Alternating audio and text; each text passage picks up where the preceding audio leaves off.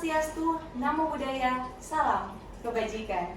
Apa kabar sahabat Pegadaian, insan Pegadaian se-Indonesia? Semoga kita semua dalam keadaan yang sehat ya. Perkenalkan, saya dengan Olivia yang akan menjadi host di episode kali ini. Selamat datang di podcast Ganyan Fraud Pegadaian yang disponsori oleh PT Pegadaian Kantor Area Sorong dengan tema Hedonmu Harimaumu. Dan di episode kali ini kita akan membahas tentang dimensi triangle of fraud adalah pressure, yaitu fraud yang dapat muncul dari desakan dalam tekanan ekonomi sehingga perlu dibangun kesadaran dan kemampuan untuk mengelola, menjaga diri dari gaya hidup yang berlebihan serta mengelola keuangan dengan baik.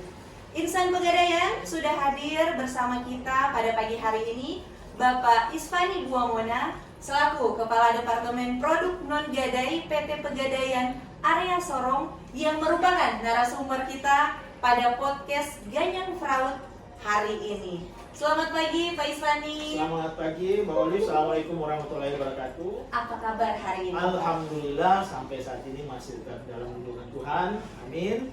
Dan sehat selalu. Sehat ya Pak, luar biasa, tetap semangat.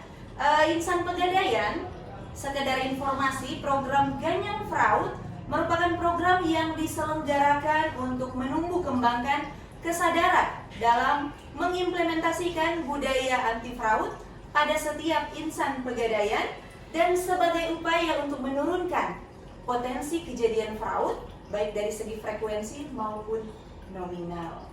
Kita langsung aja kayaknya ya Pak. Ya, boleh, kita masuk pada sesi tanya jawab. Oke. Mungkin bisa dijelaskan sedikit nih Pak dari sudut pandang seorang Pak Isfani Ya. terkait tema podcast kita hari ini, yaitu hedonmu harimaumu. Nah, menurut Bapak apa sih Pak kata hedon ini? Oke, baik, makasih. Kalau berbicara mengenai hedon kan sekarang lagi ngetren nih, lagi jadi bahasa gaul nih sekarang. Iya, betul. Tapi sebenarnya hedon itu sendiri ada sejarahnya, ya. Hedon itu muncul pertama kali di tahun 433 di zaman awal sejarahnya filsafat, ya. Ketika pertama kali diungkap oleh ahli filsafat terkenal yang namanya Socrates, dia mempertanyakan apa sih yang menjadi tujuan akhir hidup dari manusia. Kemudian hal ini dijawab oleh filsuf juga dari Yunani yang namanya Aristippos, yang mengatakan bahwa tujuan dari manusia, tujuan akhir dari kehidupan manusia adalah kesenangan. Itulah pertama kali muncul istilah hedon ini, di mana hedon atau hedonisme ini diambil dari bahasa Yunani, itu hedone atau hedonimos, yang artinya kesenangan. Jadi dari sejarah inilah muncul istilah hedonisme pada saat ini. Ada istilah hedon, di mana hedon itu sendiri bisa diartikan secara umum adalah kehidupan atau kebiasaan seseorang, ya, yang selalu hidup berfoya-foya, menghamburkan uangnya untuk mencari kesenangan.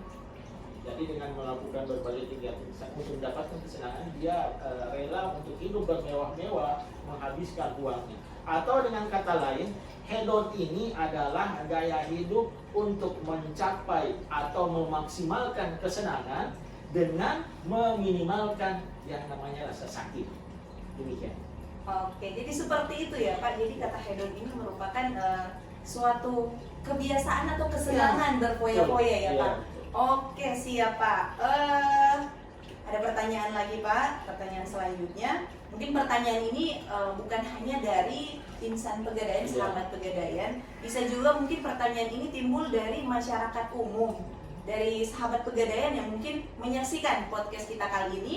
Bagaimana sih Pak cara kita untuk mencapai kepuasan diri dalam hal ini berkaitan dengan tema podcast kita di pagi hari ini? Oke, baik. Kalau berbicara kepuasan, berbicara satisfaction-nya, Iya. Menurut saya kepuasan itu relatif. Relatif dalam artian kepuasan bisa kita batasi di dalam levelnya yang bisa dibilang, misalnya skala 1 sampai 10, bisa kita menempatkan kepuasan di level 1, atau kita bisa menempatkan kepuasan kita itu di level 10. Karena kepuasan ini sebenarnya kalau menurut saya dia unlimited sebenarnya. Kalau mau mengikuti bagaimana untuk mencapai kepuasan seseorang itu relatif berbeda-beda. Tinggal bagaimana dari sikap seseorang untuk bisa memaknai makna kepuasan itu sendiri, arti kepuasan itu sendiri. Misalnya nih, saya ambil contoh. Dalam ingin untuk mencapai kesenangan itu dengan hal bergaya hidup mewah, misalnya, dia akan merasa puas jika gaya hidupnya dia dengan melakukan atau melakoni kehidupan dengan gaya hidup mewah. Tapi gaya hidup mewah ini yang seperti apa? Apabila dia mengukur gaya hidup mewah ini dengan sistem menggunakan standar kepuasan ini dengan secara unlimited, maka dia tidak akan pernah mencapai yang namanya rasa puas. Sifat alami manusia adalah kepuasan itu sulit untuk diukur. Tetapi ketika seseorang dapat memanage keinginannya, dapat memanage gaya hidupnya untuk membatasi keinginannya, maka walaupun tanpa harus dengan memenuhi kesenangan itu dengan hal-hal yang sebenarnya terbatas, dia sudah bisa puas. Ya. Jadi menurut saya bagaimana untuk mencapai kepuasan seseorang terkait dari pembahasan kita pada hari ini adalah bagaimana sikap dari seseorang itu sendiri, dari pribadi itu sendiri untuk bisa mensyukuri apa yang dia miliki. Jadi apabila kita mengikuti yang namanya kesenangan dan kita ikuti maunya, ya, dengan mengorbankan prinsip kehidupan yang lain, maka sebenarnya kita sudah tidak lagi mengikuti apa yang dibilang oleh yang dimaksud oleh Aristippus tadi, yang menyatakan bahwa tujuan hidup manusia adalah untuk mencapai kesenangan. Padahal kesenangan yang dimaksud sini kita sudah melenceng dari maksud tujuan ini. Kenapa? Karena dengan untuk kesenangan, untuk mencapai kepuasan tertentu, kita sudah mengorbankan prinsip hidup yang lain. Jadi harusnya ketika ingin mengukur tingkat kepuasan dari seseorang itu relatif, ya, relatif. Jadi harusnya dikembalikan kepada pribadi masing-masing, bagaimana bisa mensyukuri apa yang dia miliki. Dia sudah merasa senang dengan apa yang sudah dia miliki, dengan membandingkan antara apa yang harus dikeluarkan dengan apa yang dia dapatkan. Pengeluaran dengan pendapatan. Jadi ketika pendapatannya hanya 10, maka dia harus bisa memanage untuk mendapatkan kesenangan dengan 10 ini, pendapatan 10 ini. Tapi apabila dia mengikuti nafsunya daripada untuk mencapai kepuasan dan melebihi dari apa yang dia dapatkan, itu akan sangat sulit bagi dia nantinya, akan menimbulkan dampak-dampak negatif lain di belakang hari. Oke, jadi seperti itu ya Pak. Jadi kembali lagi ke diri masing-masing, karena kepuasan itu sangat relatif, tergantung dari masing-masing orang. Tinggal bagaimana orang itu, pribadi itu bisa mensyukuri nikmatnya, bisa membatasi kemauannya, dan dia sudah merasa puas dengan apa yang dia miliki. Maka disitulah sebenarnya filternya. Oke, baik. Terima kasih Pak. Iya Pak, selanjutnya ada pertanyaan juga Pak. Tadi kita sudah bahas terkait kata hedon dan artinya. Nah, sekarang kita akan coba bahas tentang kata Freud, Pak. Sudah nggak asing lagi bagi insan Pegadaian. Nah, menurut Bapak sendiri, kata Freud ini artinya apa sih, Pak? Baik. Freud itu sendiri artinya adalah suatu perbuatan atau suatu tindakan melanggar atau melawan hukum atau aturan.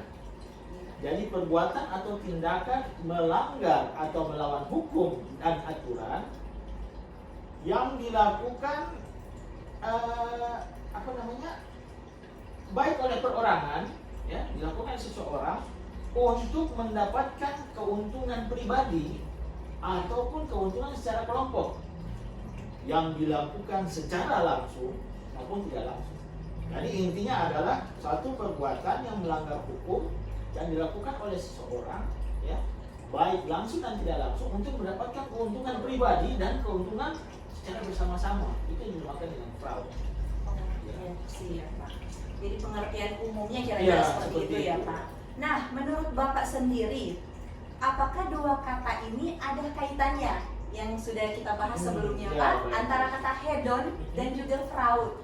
Maksudnya di sini mungkin yang terjadi di lingkungan kerja PT Pegadaian, atau mungkin pernah ada case karyawan yang melakukan kecurangan di lingkungan kerja PT Pegadaian sendiri. Baik. Kalau mau dilihat dari pengertian secara langsung antara hedon dan fraud, otomatis itu adalah dua hal yang berbeda. Iya.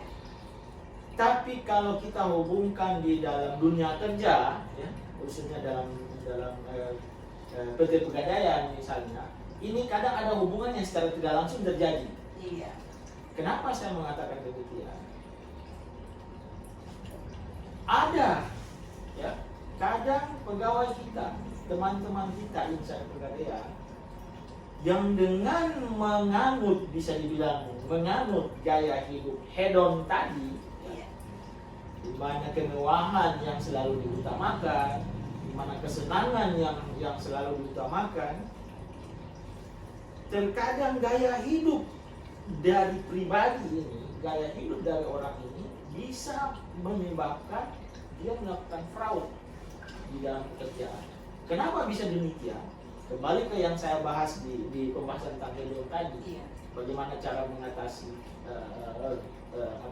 mengatasi kepuasan tadi. Ketika seseorang yang menganut gaya hidup hedon, dia tidak memperhatikan sisi pendapatan dan pengeluarannya, maka di situ akan terjadi ketimpangan. Ketika pendapatannya hanya 10, sedangkan gaya hidup hedonnya ini mengharuskan dia mengeluarkan pengeluaran sebesar 15, maka dia akan minus 15. Minus 5 ya. Pendapatannya 10, kemudian keharusannya dengan gaya hidup hedon ini dia harus mengeluarkan 15, maka otomatis dia minus 5.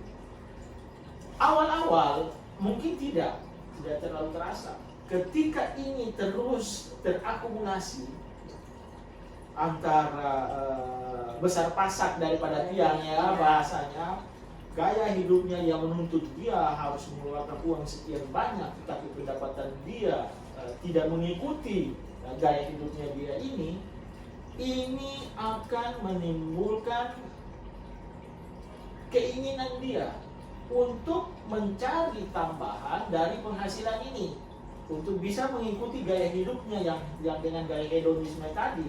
Iya. Syukur apabila dia memiliki pendapatan lain atau dia memiliki skill yang bisa memberikan pendapatan lain bagi dia untuk bisa mengimbangi gaya hidupnya ini. Tapi yang jadi pertanyaan besar adalah ketika dia tidak mempunyai penghasilan di tempat lain dan dia hanya mengharapkan penghasilan dari PT Pegadaian, ini yang repot.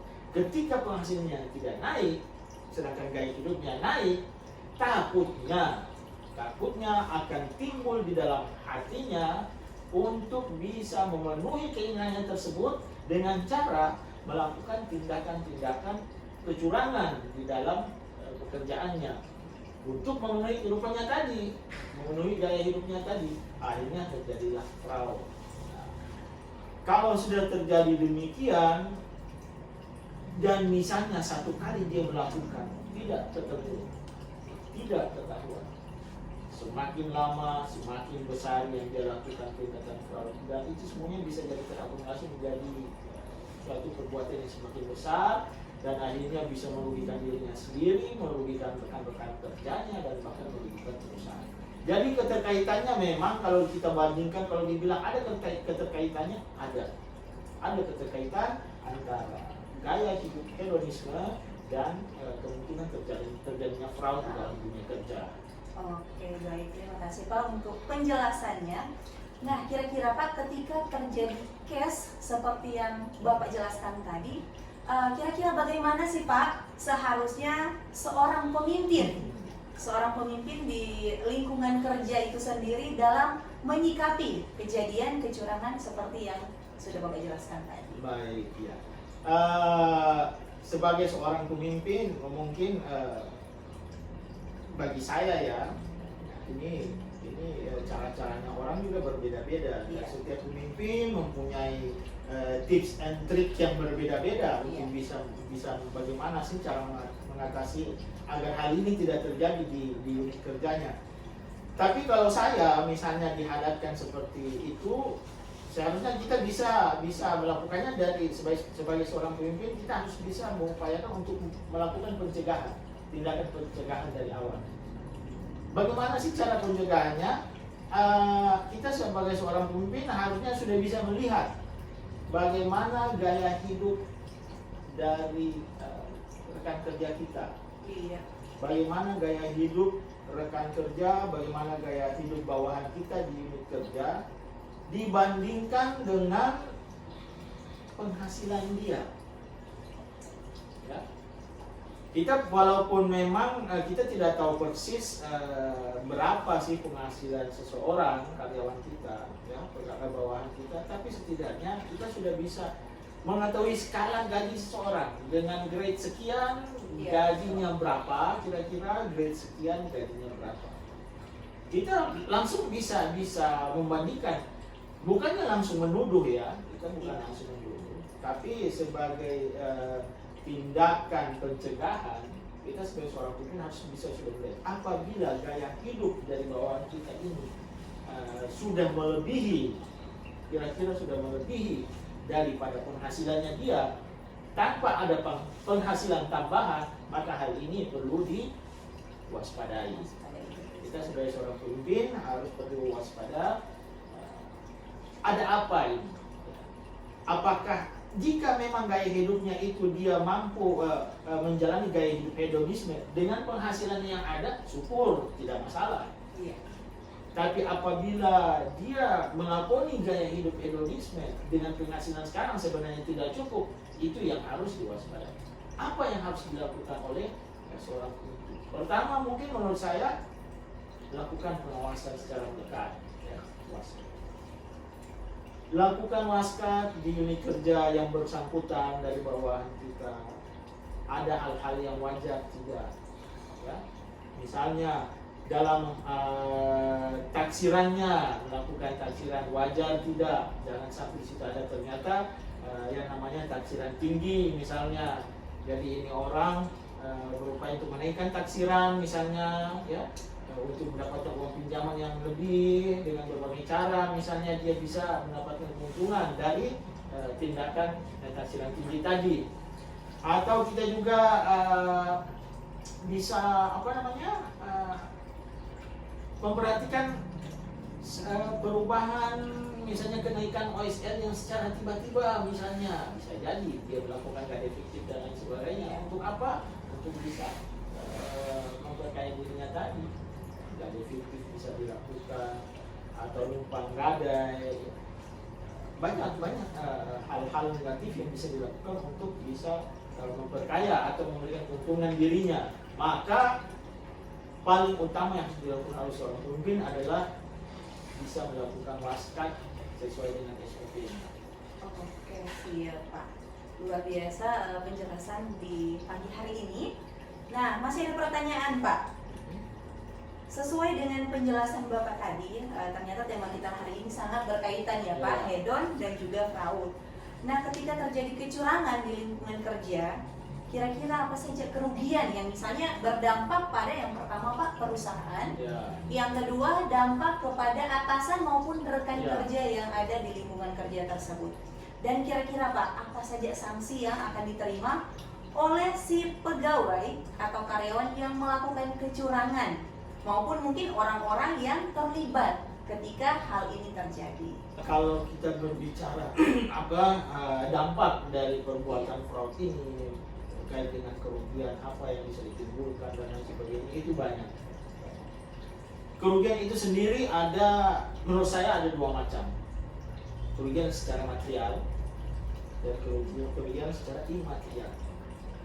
Kerugian material ini bagi perusahaan bisa jadi sebesar berapa kerugian nilai nominal yang ditimbulkan langsung, misalnya melakukan taksiran tinggi atau gak ada efektif, itu secara nominalnya atau secara materialnya bisa dihitung kerugiannya sebesar berapa. Tapi ada juga jenis kerugian lain yang bisa ditimbulkan, yang saya sampaikan tadi adalah kerugian imaterial, kerugian yang tidak bersifat material. Dan hal ini yang pertama bisa jadi kita perusahaan mengalami kerugian dalam hal nama baik. Iya.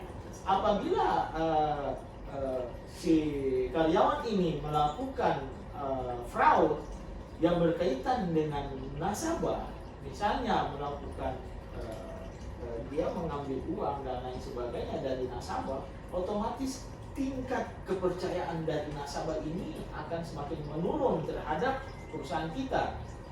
Dan ditakutkan malah ketika kita melakukan fraud atau kita melakukan fraud terhadap yang berkaitan dengan nasabah, dan di zaman sekarang yang begitu canggih media sosial di mana-mana, dan si nasabah ini mengekspos fraud ini ke masyarakat umum, maka kerugian secara imaterial semakin besar ya, bagi perusahaan kita. Kemudian bagaimana dengan kerugian yang bisa disebabkan atau yang dirasakan oleh teman-teman rekan kerja yang lain yang tidak melakukan?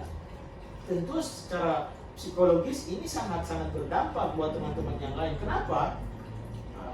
Ketika kita sudah bertekad misalnya di dalam tahun ini, misalnya dalam 1 tahun RKAP, kita akan, tujuan kita adalah mencapai OSL sekian banyak, kita akan mencapai laba sekian banyak.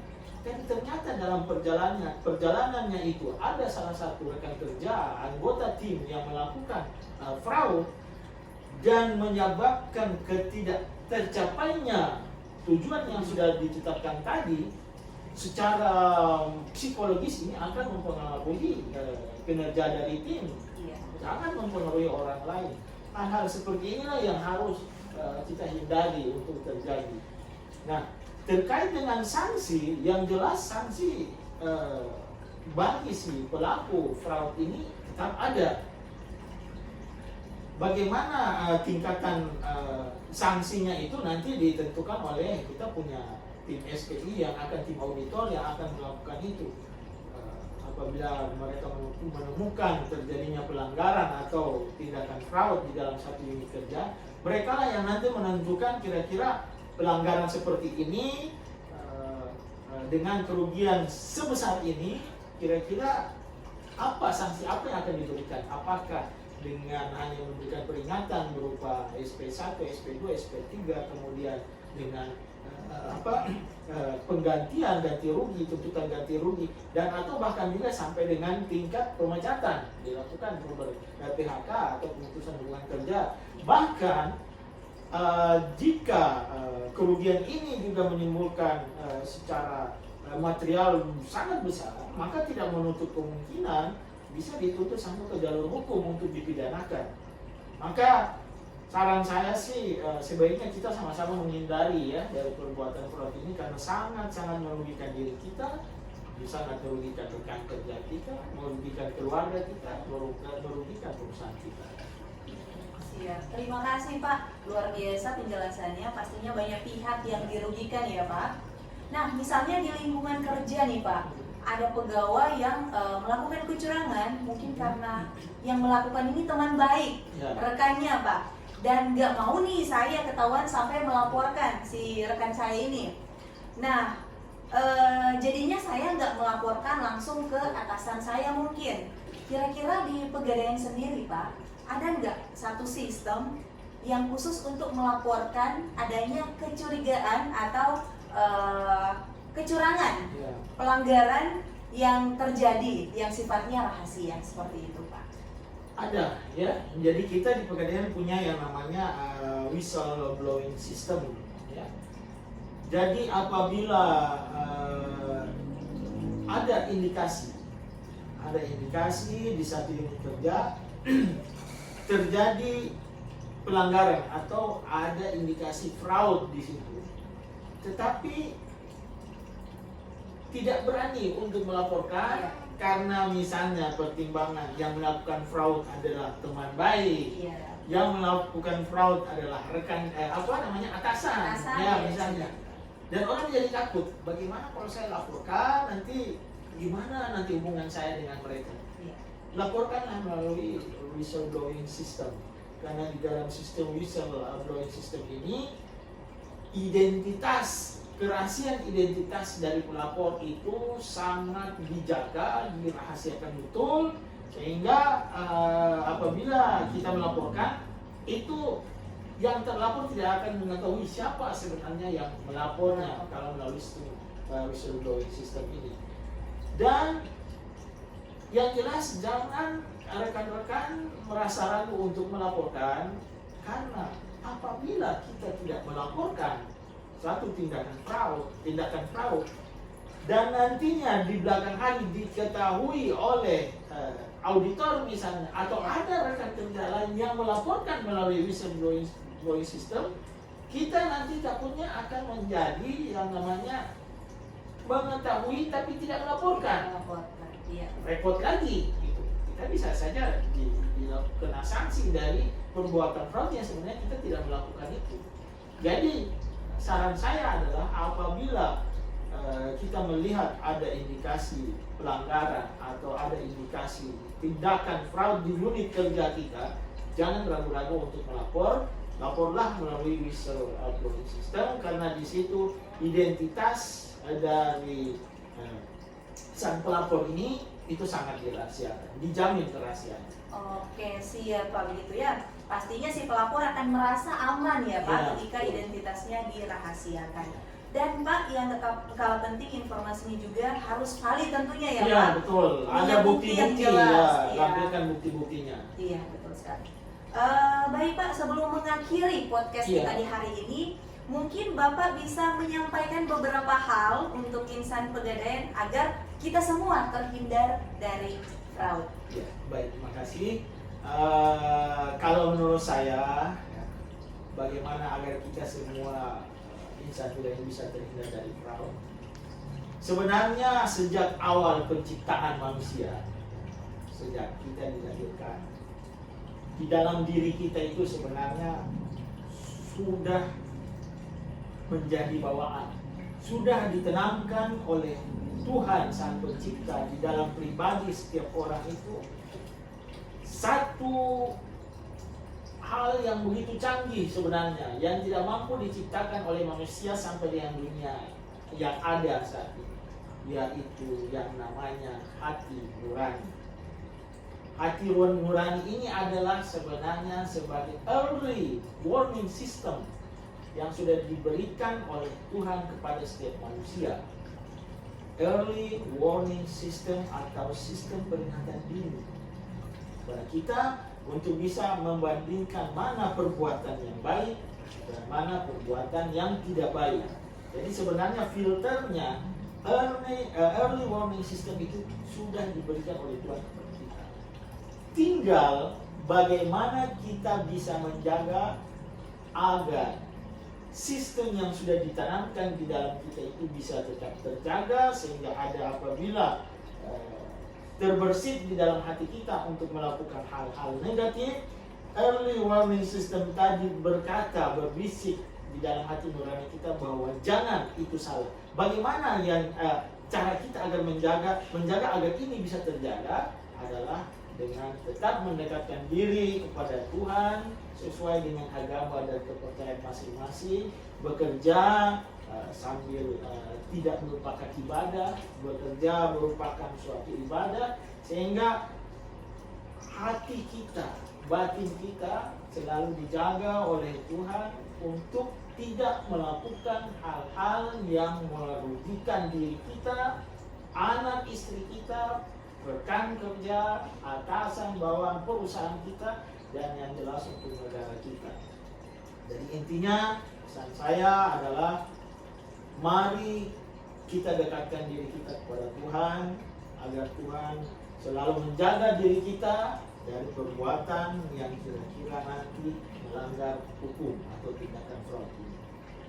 Baik, terima kasih luar biasa ya Pak untuk penjelasannya hari ini. Dan terima kasih banyak Pak atas waktu dan Sama-sama. penjelasan serta sharing informasi terkait tema podcast kita hari ini, yaitu Hedonmu Harimaumu. Nah, semoga pembahasan kita di hari ini memberikan manfaat untuk kita semua. Ya, akhir kata saya dengan Olivia dari kantor area Sorong bersama narasumber kita yang luar biasa hari ini, Bapak Ispani Buamona, selaku Kepala Departemen Produk Non-Gadai kantor area Sorong. Kami mohon undur diri. Sampai jumpa pada podcast episode berikutnya. Salam sehat dan bye.